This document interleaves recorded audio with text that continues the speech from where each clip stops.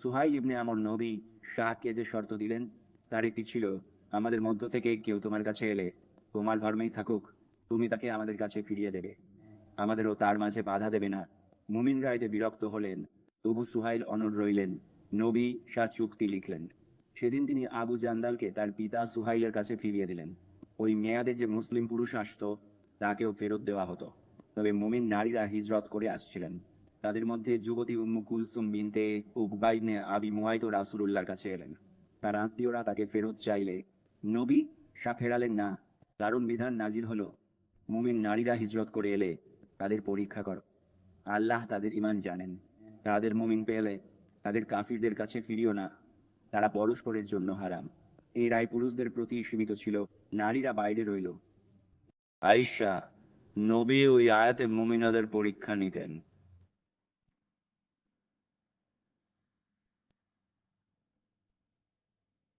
উরওয়া বলেন, আয়েশারা বলেন, যে শর্ত মানত রাসূল সা বলতেন, আমি তোমার বায়াত নিলাম শুধু কথায়, আল্লাহর কসম বায়াতে তিনি কোনো নারীর হাত স্পর্শ করেননি, কেবল কথায় বায়াত নিতেন। নবী শাহ নারীদের সঙ্গে করমর্দন করতেন না, এবং স্ত্রী ও মাহরাম ছাড়া তার হাত কখনো এমন কোনো নারীর হাতে স্পর্শ করেনি যে তার জন্য হালাল ছিল না। হ্যাঁ, এবং তার হাদিসে আরো বর্ণিত আছে, তোমাদের কারো চোখে সুই দিয়ে বিদ্ধ করা তার জন্য এমন কোনো নারীর হাত স্পর্শ করার চেয়ে উত্তম যে তার জন্য হালাল নয়। মুমিন নারীর বায়াত শিরক, চুরি, ব্যভিচার, সন্তান হত্যা, অপবাদ, অবাধ্যতা না, গ্রহণ, ক্ষমা প্রার্থনা, করমর্দন নয়।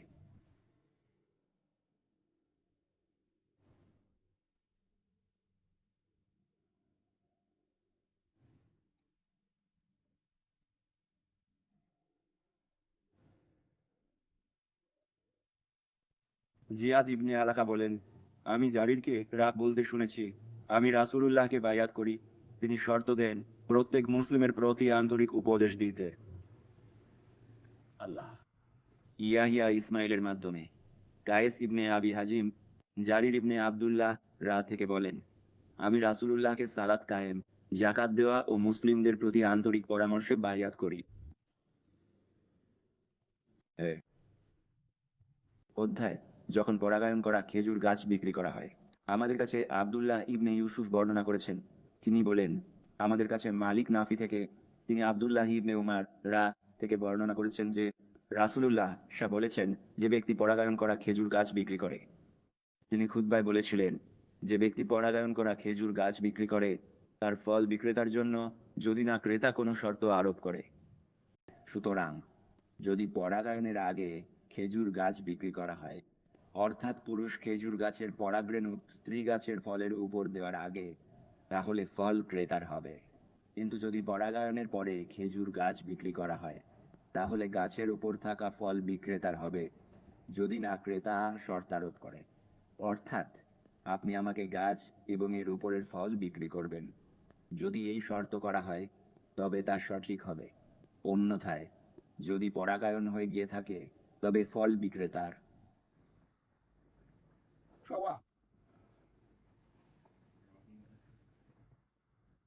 আল্লাহ মুহাম্মদ আলিয়া সাহেবের ওপর দরুদ সালাম।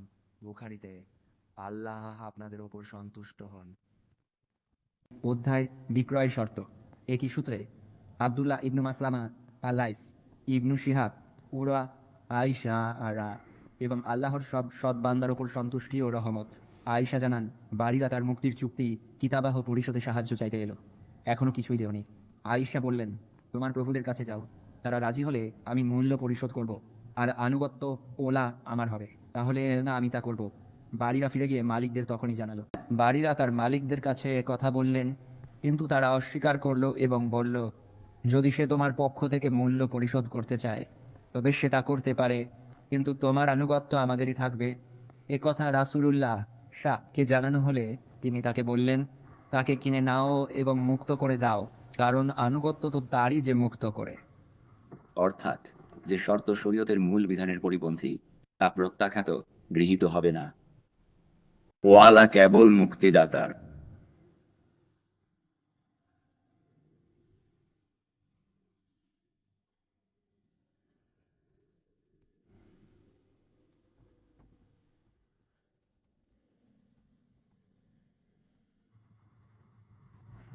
এই শর্ত প্রত্যাখ্যাত। পড়ুন। শর্তে গন্তব্যে চড়া বৈধ। তার সূত্রে বলা, আমাদের কাছে আবু নুমাইম বর্ণনা করলেন, জাকারিয়া বললেন, আমি আমিরকে শুনেছি। জাবিরা আমাকে বললেন, তিনি নিজের একটি উটে যাচ্ছিলেন, তা ক্লান্ত হয়েছিল। নবী সা পাশ দিয়ে গিয়ে উটটিকে আঘাত করে তার জন্য দোয়া করলেন। উটটি অভূতপূর্ব দ্রুত চলল।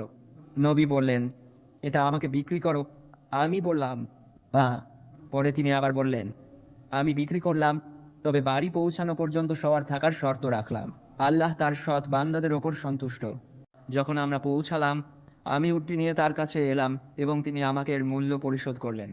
তারপর আমি চলে গেলাম। তিনি আমার পিছনে লোক পাঠালেন এবং বললেন, আমি তোমার উট নিতে চাইনি, তোমার উট নিয়ে যাও, এটা তোমারই। সুবা মুগিরা থেকে, তিনি আমির থেকে, তিনি জাবির রা থেকে বর্ণনা করেন, রাসূলুল্লাহ শাহ মদিনা পর্যন্ত এর পিঠ আমাকে ব্যবহারের জন্য দিয়েছিলেন। এবং ইরশাদ জারির থেকে, তিনি মুগিরা থেকে বর্ণনা করেন, আমি এটি এই শর্তে বিক্রি করেছিলাম যে মদিনা পৌঁছানো পর্যন্ত এর পিঠের কাটা আমার জন্য থাকবে। আতাসহ অন্যরা বলল, শোয়ার অধিকার।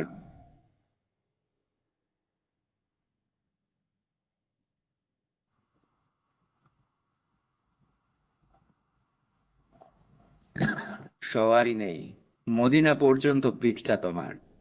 পড়ো।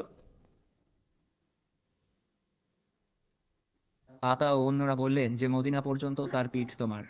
মুহাম্মদ ইবনুল মুনকাদির জাবির থেকে, তিনি মদিনা পর্যন্ত পিঠের শর্ত রাখলেন। জায়দ ইবনে আসলম জাবির থেকে, ফিরে আসা পর্যন্ত তার পিঠ তোমার। আবু জুবাইর জাবির থেকে, মদিনা পর্যন্ত তোমাকে পিঠ ধার দিলাম। আমার সালিমের মাধ্যমে জাবির থেকে বর্ণনা, তুমি এতে চড়ে সহজে পরিবারে পৌঁছাবে। উবাইদুল্লাহ ও ইবনে ইসহাক ওহাবের মাধ্যমে জাবির থেকে বলেন, নবিসা এটি এক উকিয়ায় কিনেছিলেন। জাবিরকে অনুসরণ করেছেন জায়দ ইবনে আসলাম আর ইবনে জুরাইজ আতা ও অন্যদের থেকে জাবির থেকে, এটি 4 দিনারে নিয়েছি এবং এটি এক উকিয়া, দিনারের হিসাবে 10 দিরহামের সমান। মুগিরা সাপ থেকে এবং জাবির থেকে এবং ইবনুল মুনকাদির এবং আবু জুবাইর জাবির থেকে এর মূল্য স্পষ্ট করেননি। এবং আমার সালিম থেকে, তিনি জাবির থেকে বর্ণনা করেছেন, এক উকিয়া সোনা।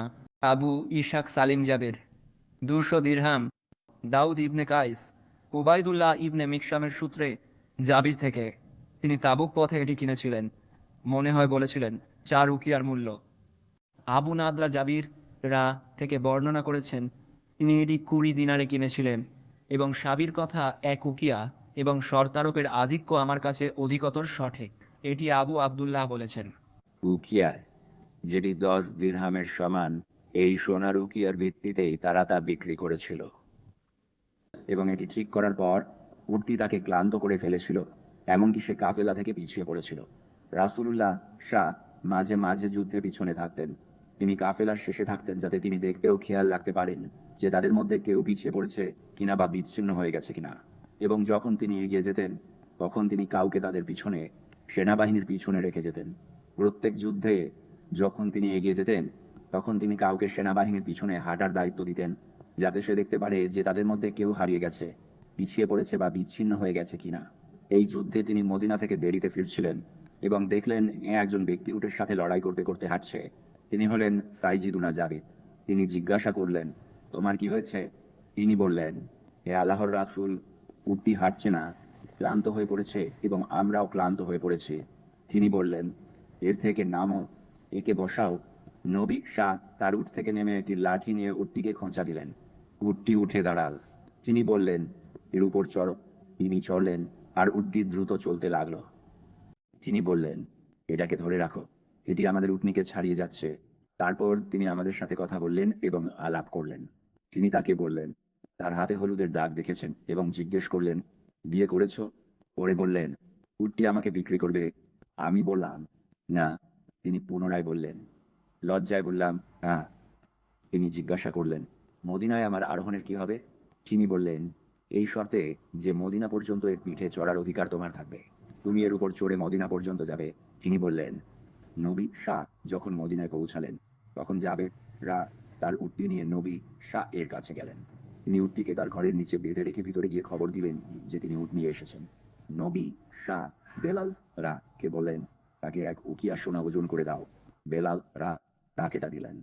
জাবেররা যখন চলে যাচ্ছিলেন, তখন নবী শাহ বললেন, তাকে উৎসাহ ফিরিয়ে আনো এবং বলো, উটো ও কিয়া দুটোই তোমার, আমি তোমার রূপ নিতে চাইনি। সাল্লাল্লাহু আলাইহি ওয়াসাল্লাম ও তার বিয়ের দিনগুলিতে তাকে সাহায্য করার জন্য গিয়েছিলেন।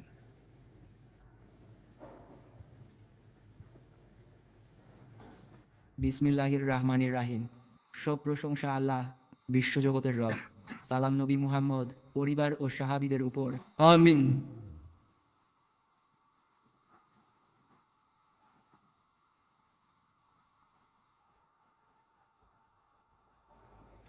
অধ্যায় লেনদেনের শর্ত। আবু হুরাইরা বর্ণনা করেন, তিনি বলেন, রাবি আবু ইয়ামান, শুয়াইব, আবু জিনাদ আরাজ আনসার নবী সা কে বলল, আমাদের ও মুহাজির ভাইদের মধ্যে খেজুর গাছ ভাগ করুন। তিনি বললেন, না।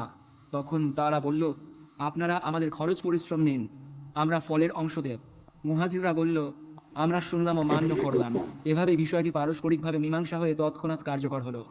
এবং তার সনদে তিনি বললেন, আমাদেরকে মুসা ইবনে ইসমাইল বর্ণনা করলেন, জুয়াইরিয়া ইবনে আসমা নাফির মাধ্যমে আব্দুল্লাহ থেকে তিনি বলেন, রাসূলুল্লাহ খাইবারের সেই জমি ইহুদিদেরকে কাজ করবে ও চাষ করবে শর্তে দিলেন, উৎপন্ন ফসলের অর্ধেক তাদের। যেমন বর্গা চাষ। তারপর তিনি এবং আনসারগণ মুহাজিরদের প্রতি তাদের আনন্দ, তাদের ইমানের শক্তি এবং তাদের উদারতার কথা জানালেন। তারা বললেন, আমাদের এবং আমাদের মুহাজির ভাইদের মধ্যে খেজুর গাছ ভাগ করে দিন। তিনি বললেন, না, খেজুর গাছ তোমাদেরই থাকবে, আশ্রয় যথেষ্ট, যাতে কিছু মনে কোনো ভাবনার উদ্রেক না হয় তা এড়ানোর জন্য। তারা বলল, শুধু পরিশ্রম করবে, পরিচর্যা করবে, সেচ দেবে, আর আমরা তাদের ফল থেকে অংশ দেব। তারা বলল, আমরা শুনলাম এবং মেনে নিলাম। এবং খাইবারের ইহুদিদের সাথে এই শর্তে চুক্তি করা হয়েছিল যে তারা খেজুর বাগানে কাজ করবে এবং ফলের অর্ধেক তাদের জন্য থাকবে। মেহর শর্ত, শর্তে ও অধিকার। উমর।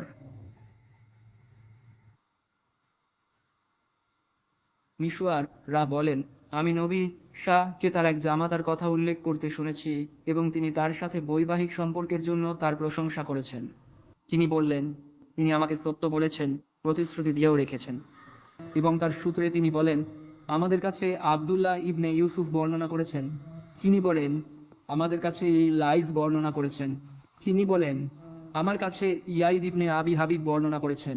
তিনি আবুল খাইর থেকে, তিনি উকবা ইবনে আমির থেকে বর্ণনা করেছেন।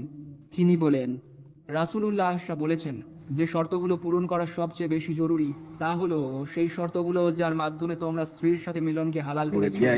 একই বিষয়ে এক হাদিসে আছে, যে ব্যক্তি মোহরানা না দেওয়ার নিয়তে বিয়ে করে সে ব্যভিচারী, আল্লাহ রক্ষা করুন। নিশ্চয়ই সবচেয়ে পূরণযোগ্য শর্ত হলো যেগুলো দিয়ে তোমরা স্ত্রীর সঙ্গে মিলন হালাল করলে।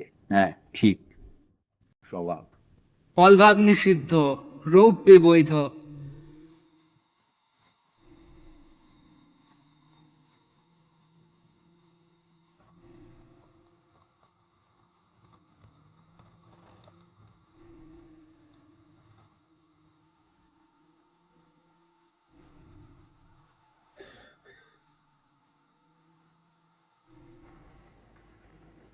বিবাহে যে শর্তগুলো বৈধ নয় তার অধ্যায়।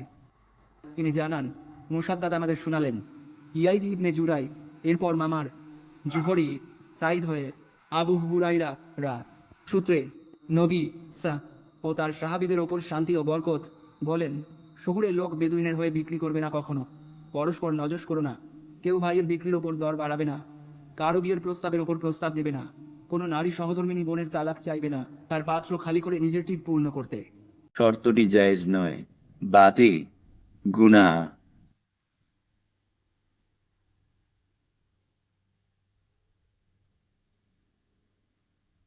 তারপরে বিসমিল্লাহির রাহমানির রাহিম।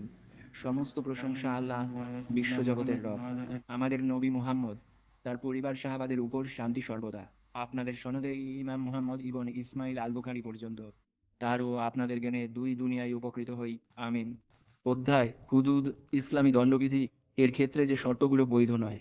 এবং তার সূত্রে তিনি বলেন, আমাদের কাছে কুতাইবা ইবনে সাইদ বর্ণনা করেছেন।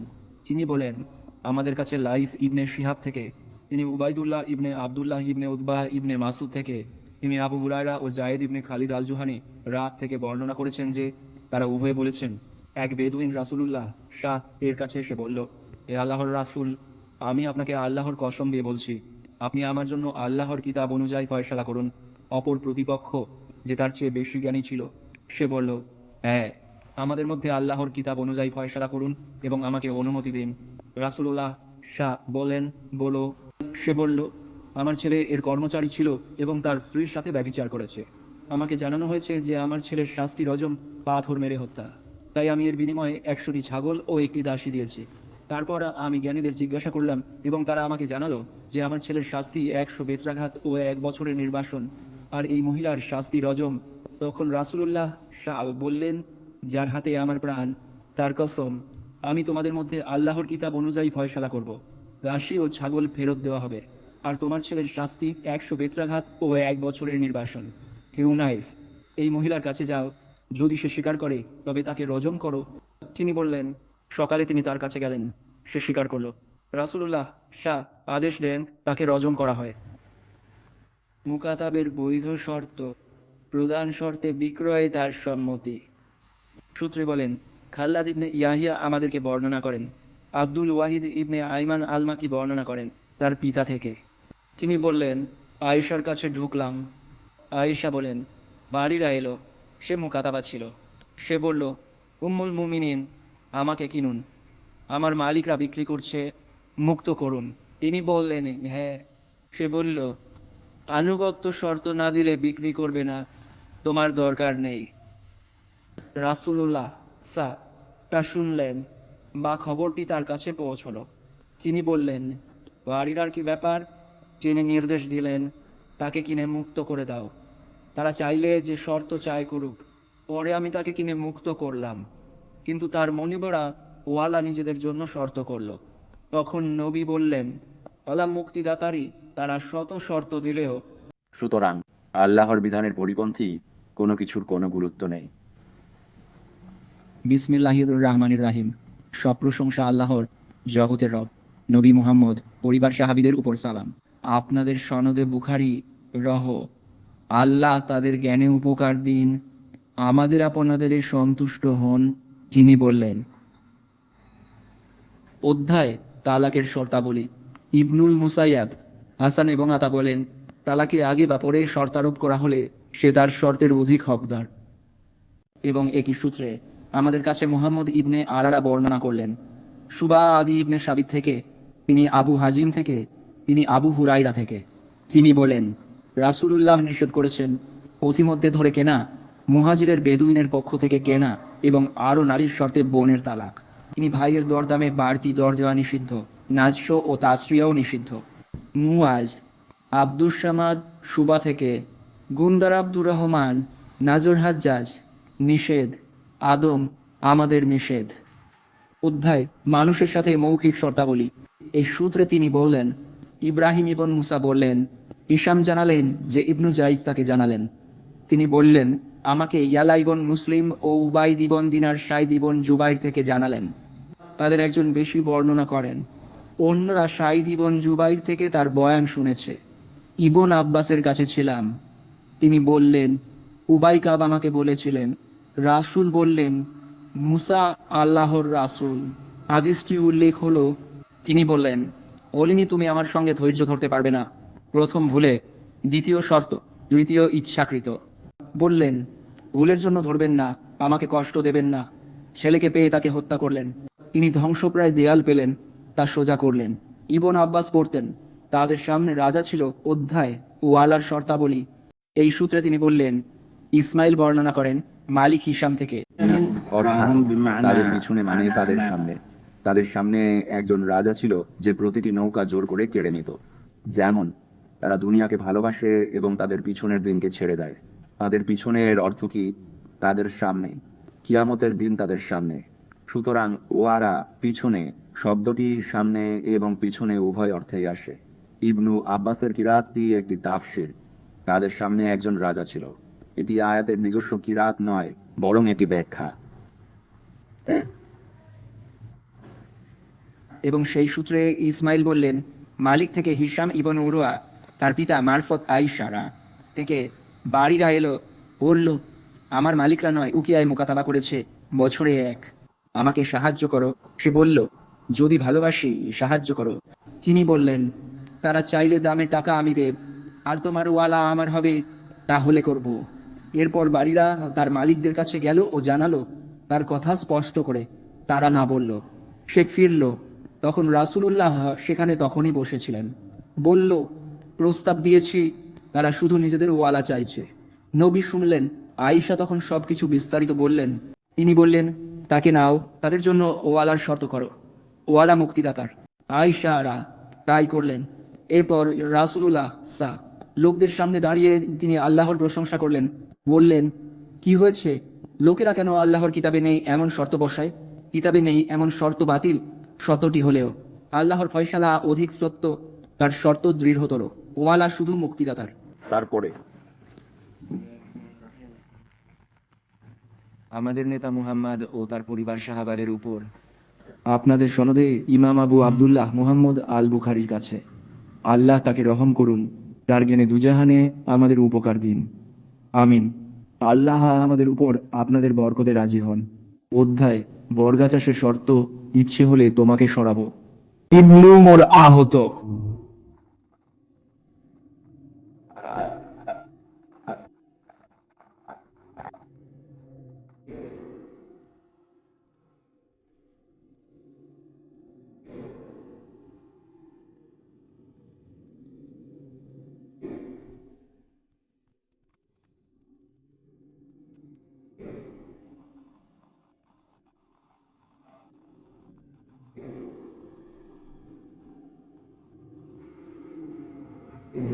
তাদেরই আমরা শত্রু ও সন্দেহভাজন মনে করি। আমি তাদের উচ্ছেদ দেখেছি। এরপর উমররা এ বিষয়ে চূড়ান্ত সিদ্ধান্ত নিলে বানু আবি আল হুকাই থেকে একজন এসে বলল, হে আমিরুল মুমিনিন, আপনি কি আমাদের বের করবেন? অথচ নবী আমাদের স্বীকৃতি দিয়েছিলেন, সম্পদের ব্যাপারে লেনদেন করেছিলেন, উপরন্তু সেটি শর্ত করেছিলেন। তখন উমাররা বললেন, আমি ভেবেছিলাম আমি রাসূলুল্লাহ সাল্লাল্লাহু আলাইহি ওয়াসাল্লাম এর কথা ভুলে গেছি। তোমার কি অবস্থা হবে যখন তোমাকে খায়বার থেকে বের করে দেওয়া হবে এবং তোমার উটনী তোমাকে নিয়ে রাতের পর রাত দৌড়াবে? সে বলল, এটা আবু আল কাসিমের রসিকতা ছিল। তিনি বললেন, হে আল্লাহর শত্রু, তুমি মিথ্যা বলেছ। এরপর তখন উমর তৎক্ষণাৎ সবাইকে তাদের দেশে থেকে বের করে দেন এবং ফলের সমমূল্যের দাম হিসেবে অর্থ, উট, জেন, দড়ি ও আরও কিছু বস্তু দেন। সেই ঘটনা হাম্মাদ ইবন সালামা উবাইদুল্লাহ থেকে, সম্ভবত নাফি ইবন উমর নবী সংক্ষিপ্তভাবে বর্ণনা করেছেন। অধ্যায় জিহাদের শর্তাবলী, যুদ্ধরত শত্রুদের সাথে সন্ধি এবং শর্তাবলী লেখা। এই সনদে বলেন, আমাকে আব্দুল্লাহ ইবন মুহাম্মদ বর্ণনা করলেন। তিনি বলেন, আব্দুর রাজ্জাক, তারপর মামার, পরে জুহরি। তিনি বলেন, উরওয়া ইবন জুবাই, মিশওয়ার ইবন মাকরামা ও মারওয়ান থেকে, এবং উভয়ে পরস্পরের বর্ণনা নিশ্চিত করেন। বর্ণনাকারী বলেন, হুদায়বিয়ার সময়ে রাসূলুল্লাহ সাল্লাল্লাহু আলাইহি ওয়াসাল্লাম বের হন। পথে এক পর্যায়ে তিনি তখন বললেন, খালিদ ইবনুল ওয়ালিদ গামিমে কুরাইশের সেরা অগ্রদল সহ আছে, তাই তোমরা সবাই ডান পথে চলে যাও। আল্লাহর শপথ, খালিদ বুঝতেই পারেননি তারা যখন সেনাবাহিনীর ধুলোকুণ্ডলীর কিনারায় পৌঁছায়। তখন তিনি কুরাইশকে সতর্ক করতে দৌড়ে গেলেন। নবী যে গিরিপথ দিয়ে নামতেন সেখানে উটনি বসে যায়। লোকেরা বলে, হাল হাল ওঠে না। তারা বলে, কাশোয়া থেমে গেছে, কাশোয়া থেমে গেছে। নবী বললেন, কাশোয়া অবাধ্য নয়, এ তার স্বভাব নয়। যিনি হাতিকে থামিয়েছিলেন তিনি তাকে থামালেন। বললেন, যার হাতে আমার প্রাণ, তার কসম, আল্লাহর পবিত্রতা রক্ষা হলে যে পরিকল্পনা চাইবে আমি নিশ্চয় দেব। এরপর তাড়না দিলে সে লাফ দিল। তিনি বলেন, তিনি তাদের থেকে পথ পরিবর্তন করে হুদায়বিয়ার শেষ প্রান্তে একটি অল্প পানির কুয়ার কাছে অবতরণ করলেন, যেখান থেকে লোকেরা অল্প অল্প করে পানি নিত। লোকেরা তা শেষ না করা পর্যন্ত থামেনি। এরপর রাসূলুল্লাহ সাল্লাল্লাহু আলাইহি ওয়াসাল্লাম এর কাছে তৃষ্ণার অভিযোগ করা হলো।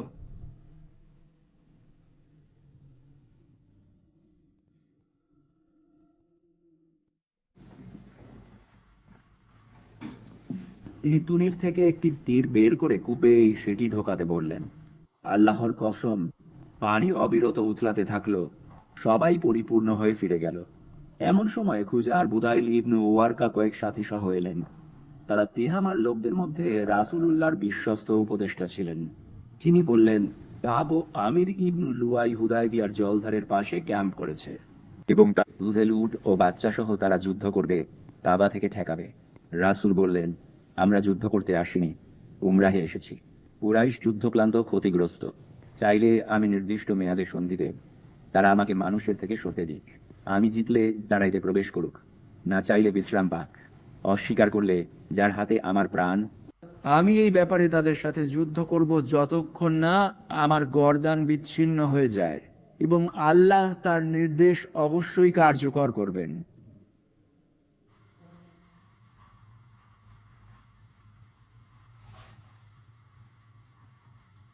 বুদাইল বললেন, আপনি যা বলছেন তা আমি তাদের কাছে পৌঁছে দেব।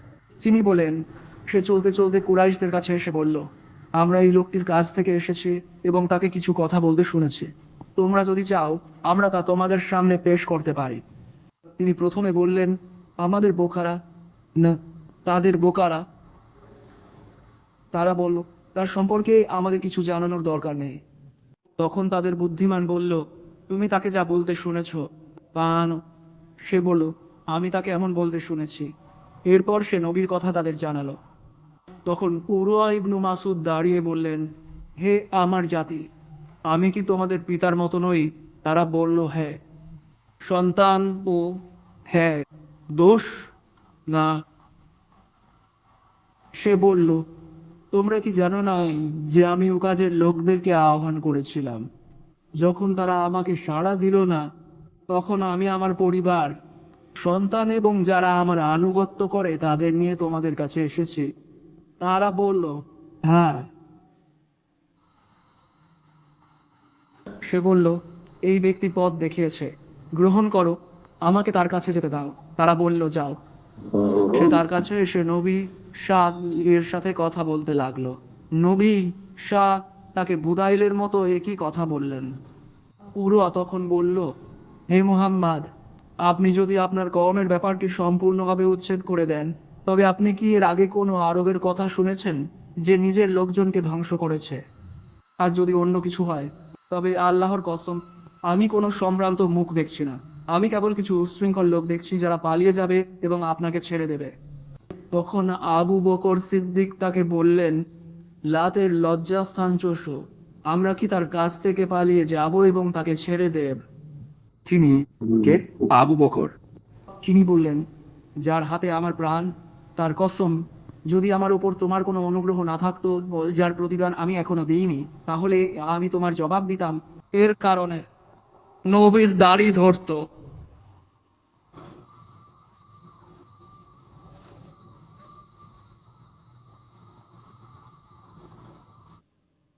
তার সাথে তলোয়ার ছিল এবং মাথায় শিরস্ত্রাণ ছিল। যখনই উরওয়া নবী শাহ এর দাড়ির দিকে হাত বাড়াতেন, তিনি তলোয়ারের বাট দিয়ে তার হাতে আঘাত করতেন এবং বলতেন, রাসূলুল্লাহ, শাহ এর দাড়ি থেকে তোমার হাত সরাও। উরওয়া মাথা তুলে বলল, একে? তারা বলল, মুগিরা ইবনু শুবা। সে বলল, আমি কি তবে তোমার সেই বিশ্বাসঘাতকতাই চেষ্টা করিনি? মুগিরা জাহেলিয়াতের যুগে একদল লোকের সাথে ছিল। সে তাদের হত্যা করে তাদের সম্পদ নিয়ে নেয়। তারপর সে এসে ইসলাম গ্রহণ করে। তখন নবী শাহ বললেন, ইসলাম তো গ্রহণ করলাম, কিন্তু মালের ব্যাপারে আমার কোনো দায় নেই। তারপর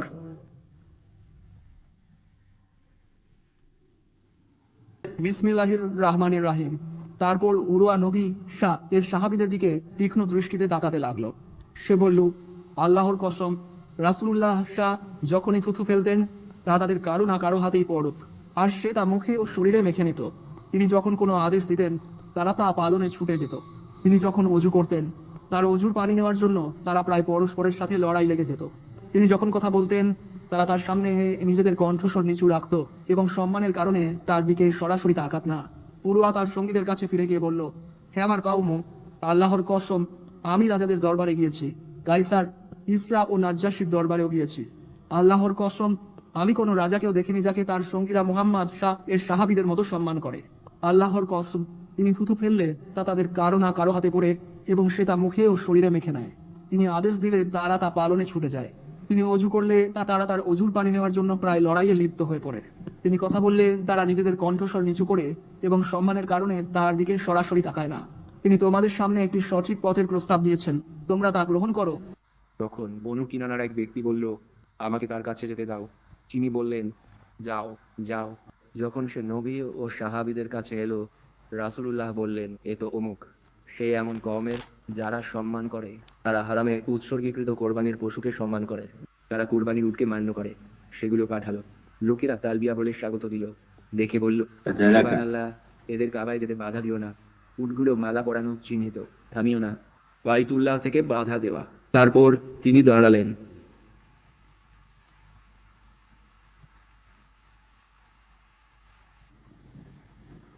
فاعتدلوها وضوء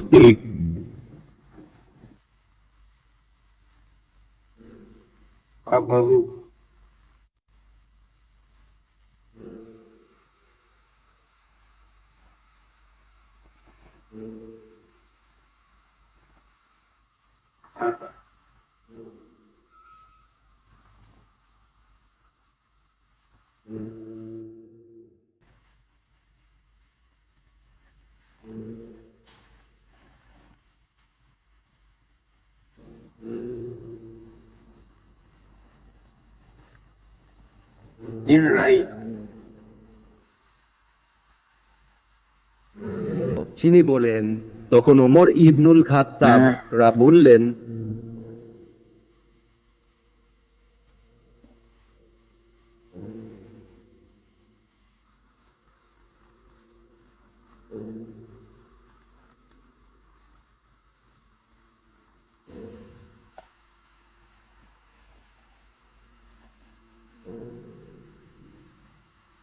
আমি নবীকে বললাম, আপনি কি সত্য নবী নন? তিনি, হ্যাঁ আমি। আমরা হকের ওপর, শত্রু বাতিলে, ঠিক। তিনি, হ্যাঁ আমি। তবে দিন কেন হেও? তিনি, আমি আল্লাহর রাসূল, অবাধ্য নই, আল্লাহই সহায়। বলেছিলেন, আমরা বাইতুল্লাহে তাওয়াফ করব। তিনি, হ্যাঁ। বলেছিলাম কি? আমি বললাম, না। তিনি বললেন, তুমি আসবে, তাওয়াফ করবে। আবু বকরের কাছে বললাম, হে আবু বকর, তিনি কি আল্লাহর নবী নন? তিনি বললেন, হ্যাঁ। আমরা কি সত্যে? শত্রু মিথ্যায়? হ্যাঁ। তবে কেন যিনি অপমান মানি? তিনি আল্লাহর রাসূল সা। তিনি রবের অবাধ্য নন, রবি তার সহায়। তাকে আঁকড়ে ধরো। আল্লাহর শপথ, তিনি সত্যে। আমি বললাম, তিনি কি বলেননি আমরা কাবায় আসবো ও তাওয়াফ করব? তিনি বললেন, হ্যাঁ, এবছর। আমি বললাম, না। তিনি বললেন, তুমি এসে তাওয়াফ করবে। জুহরি। উমর বললেন, এজন্য আমি আমল করেছি। আমি আমল করেছি মানে রাসূলের প্রতি ভুলের কাফফারায় অনেক নেক আমল করেছি। লেখা শেষ হলে রাসূল সঙ্গীদের বললেন, উঠো সবাই, কোরবানি করো, তারপর মাথা মুন্ডাও। তিনি বললেন, আল্লাহর কসম, তিনবার বলেও কেউ ওঠেনি। কেউ না উঠলে তিনি উম্মে সালামার কাছে গিয়ে লোকদের ব্যাপার জানালেন। উম্মে সালামা বললেন, হে নবী, তাই চান? বের হয়ে চুপ থাকুন, কোরবানি দিন, নাপিত ডাকুন, মাথা মুন্ডন করুক। তিনি বেরিয়ে কারোর সাথে কথা বললেন না, নিজেই কোরবানির উট জবাই করলেন, নাপিতকে ডেকে মাথা মুন্ডালেন। তারা দেখেই উঠে কোরবানি দিল, একে অপরের মাথা মুন্ডাল। শোকে উত্তেজিত হয়ে তারা প্রায় পরস্পরকে আঘাতে হত্যা করতে বসেছিল। দুঃখে ও বিভ্রান্তিতে তখন মুমিনীদের পরীক্ষা করো।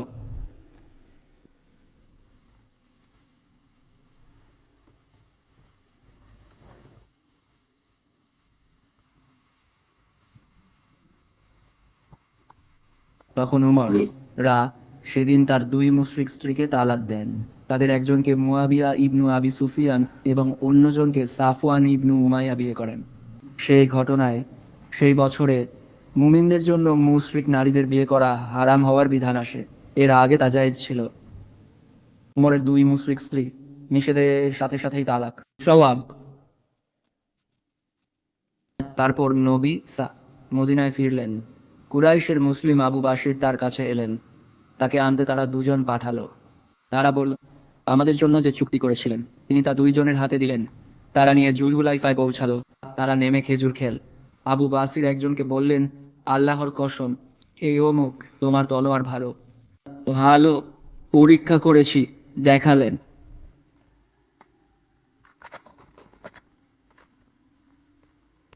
তাকে মারলো, সে ঠান্ডা হলো। পালালো। ঠান্ডা মানে মরেছে। অন্যজন পালিয়ে মদিনায় এসে দৌড়ে মসজিদে প্রবেশ করলো। রাসূলুল্লাহ শাহ তাকে দেখে বললেন, নিশ্চয়ই এ ব্যক্তি ভয় পেয়েছে। নবীর কাছে বলল, আল্লাহর কসম, সাথী নিহত, আমিও নিহত হব।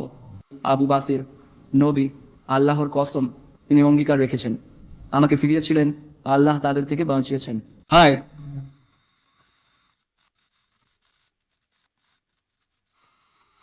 এটা শুনে সে বুঝলো ও তিনি তাকে তাদেরই কাছে ফিরিয়ে দেবেন, তাই সে বেরিয়ে সোজা সমুদ্র তীরে গেল। তিনি বললেন, তাদের থেকে আবু জান্দাল ইবনে সুহাইল পালিয়ে আবু বাসিরের সাথে মিললেন। কুরাইশের যে মুসলিম বের হতো সেও সেখানে মিলত। শেষে তাদের একদল জুটল। আল্লাহর কসম, কুরাইশের সামগামী কাফেলা শুনলেই আক্রমণ করে তাদের হত্যা করত। তারা তাদের সম্পদ নিয়ে নিল। কুরাইশ নবীর কাছে দূত পাঠালো, আল্লাহ ও আত্মীয়তার দোহাই দিয়ে যেন তিনি পাঠান, যে তার কাছে আসে নিরাপদ। নবী দূত পাঠালেন। আল্লাহ মক্কায় দুই পক্ষের হাত রুখলেন। মক্কায় তোমাদেরকে তাদের উপর বিজয় করার পর যতক্ষণ না তা জাহেলিয়াতের গোঁড়ামিতে পৌঁছায়। আর তাদের গোঁড়ামি ছিল এই যে তারা স্বীকার করেনি যে তিনি আল্লাহর নবী, এবং তারা বিসমিল্লাহির রাহমানির রাহিম স্বীকার করেনি। আর তারা তোমাদের এবং বাইতুল্লাহর মাঝে বাধা সৃষ্টি করেছিল।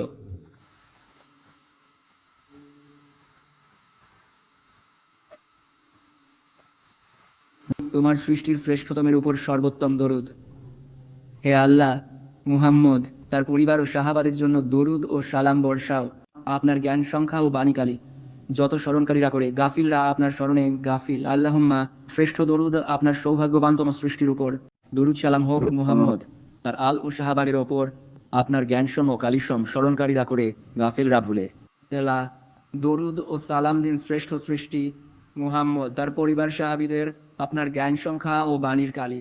যতক্ষণ জিকিরকারীরা আপনাকে স্মরণ করে এবং উদাসীনরা আপনার স্মরণ থেকে গাফেল থাকে। বিসমিল্লাহ। বিসমিল্লাহির রাহমানির রাহিম। প্রশংসা আল্লাহর। সালাম মুহাম্মদ ও তার পরিবার সাহাবার জন্য। আপনাদের সনদে গ্রন্থকারীর জন্য দোয়া। আল্লাহ তাকে রহম করুন, আর আপনার ও শব্দের জ্ঞান দিয়ে আমাদের উপকার করুন।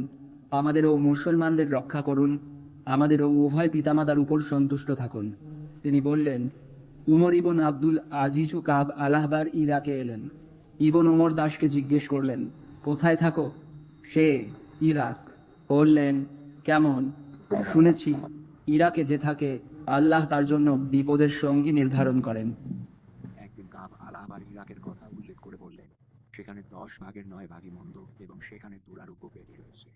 বলা হয়েছে, কল্যাণকে 10 ভাগে ভাগ করা হয়েছে, যার 9 ভাগ সামনে এবং 1 ভাগ ইরাকে, আর মন্দকে 10 ভাগে ভাগ করা হয়েছে, যা এর বিপরীত। বাগদাদ অন্ধকারের বাসা।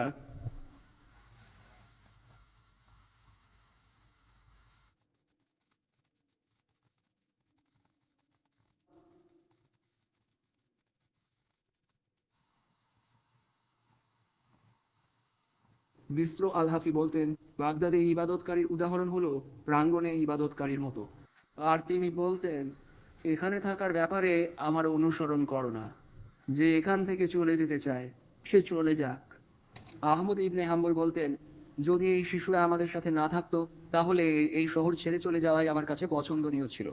জিজ্ঞেস হলো, কোথায় থাকবেন? তিনি বললেন, সীমান্তে। কেউ বলল, বাগদাদ বিষয়ে তাদের ধার্মিক শক্তি ধার্মিক, দুষ্ট তেমন দুষ্ট। এ থেকে বোঝা যায়, যার দেশে পাপ বাড়ে আর কল্যাণ কমে তার সেখানে থাকার অজুহাত নেই, তাই হিজরত করাই কর্তব্য। আল্লাহ তাআলা বলেন, আল্লাহর জমিন কি প্রশস্ত নয়, তবে তোমরা তাতে হিজরত করোনি কেন? যদি পরিবার বা কোনো সম্পর্ক তাকে দা থেকে বিরত রাখে, তবে তার উচিত নয় তার অবস্থায় সন্তুষ্ট থাকা এবং তাতে মনকে শান্ত রাখা, বরং তার উচিত অন্তর থেকে বিচলিত থাকা এবং সর্বদা বলা, হে আমাদের রব, আমাদের এই জনপদ থেকে বের করে দিন, যার অধিবাসীরা অত্যাচারী। জুলুমে বালা।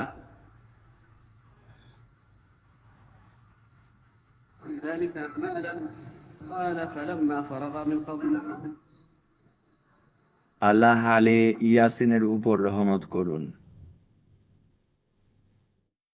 আল্লাহর কসম, জাগো, কত না উদারতা, যার মাধ্যমে মুস্তাফা শাহ মিরাজে আরোহণ করেছিলেন। তিনি শ্রেষ্ঠ হামিদ ও মাহমুদ। রজব মাসে কতই না বিস্ময়, কতই না উপহার আর কতই না বদান্যতা, যার মাধ্যমে মুস্তাফা শাহ মিরাজে গিয়েছিলেন, তিনি সর্বোত্তম প্রশংসাকারী ও প্রশংসিত।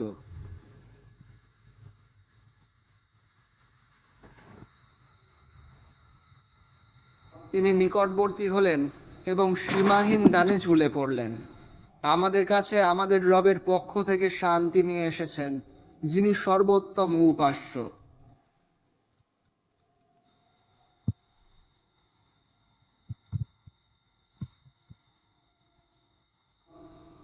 আল্লাহ তাকে বিশেষিত করেছেন, তাই তার মাধ্যমে প্রত্যেক সৌভাগ্যবান ব্যক্তি সৌভাগ্য লাভ করেছে এবং সর্বশক্তিমান তাকে বিদ্যমান সবকিছুর মূল বানিয়েছেন।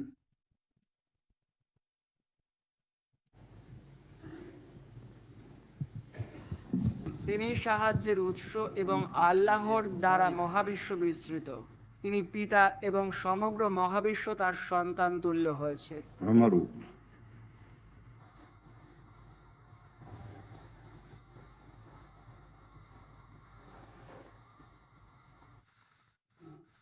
তিনি সাক্ষী এবং তার মর্যাদাগুলো সাক্ষ্যপ্রাপ্ত। হে আমার আল্লাহ, তার মাধ্যমে আমাদের সকল উদ্দেশ্য পূর্ণ করুন।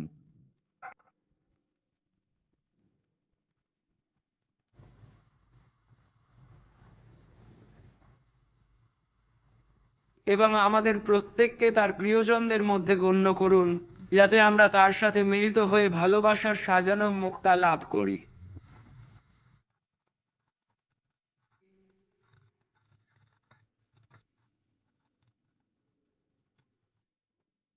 আমাদের প্রত্যেকেই আপনার এবং পবিত্রতার প্রতি স্নেহশীল, এমন অর্থে যা বোঝার সীমাবদ্ধতাকে অতিক্রম করে।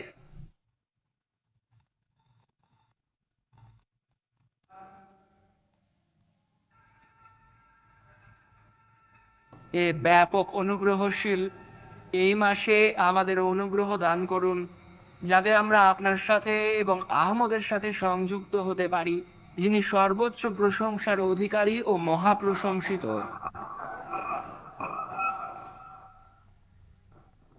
হে প্রভু, তার উপর সর্বদা অগণিত দরুদ বর্ষণ করুন। রজব মাসে কতই না বিস্ময়, কতই না অনুগ্রহ এবং কতই না উদারতা।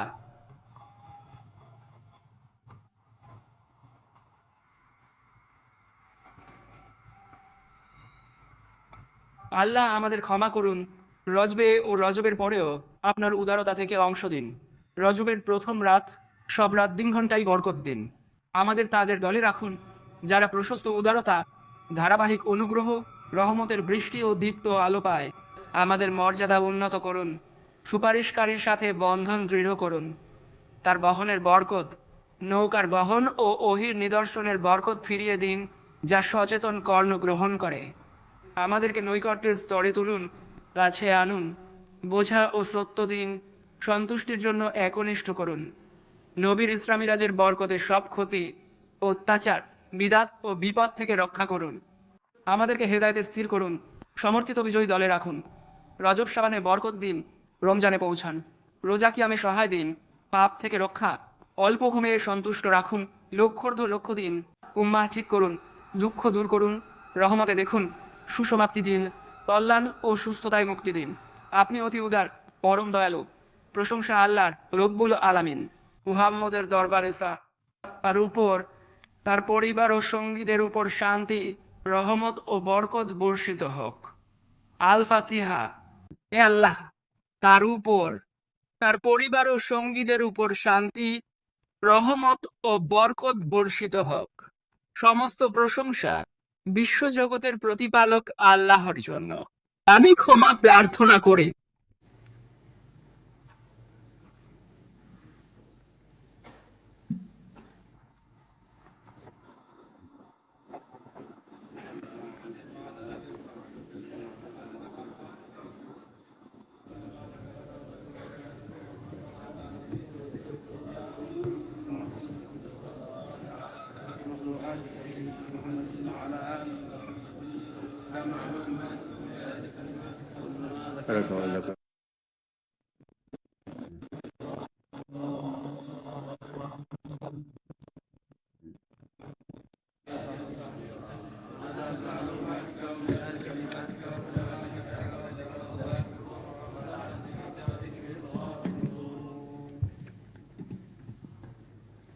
بسم الله الرحمن الرحيم الحمد لله رب العالمين